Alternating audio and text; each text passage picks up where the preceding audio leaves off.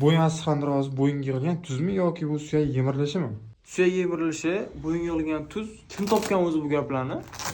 Bu bo'lmagan narsa. Bo'yin osteoxondroz bo'yindagi umurtqa pog'onani orasidagi ikkita suyak birlashtirib turuvchi disklarni ma'lum bir harakat noto'g'ri bo'lishi yoki biron bir travmadan keyin paydo bo'ladigan umurtqa pog'oni orasi disklarini ezilishi. Disk ezilib, o'zini yo'lagidan tashqi yo'lakka chiqib ketishiga aytiladi. Sizlarga oddiy tilda tushuntirsam, demak buni tuzga ham yemirilishga umuman aloqasi yo'q. Bo'yinda, nafaqat bo'yinda, butun organizmda buyrakdan boshqa hech qaysi joyda tuz yig'ilmaydi. Massajistlarga ham tegishli.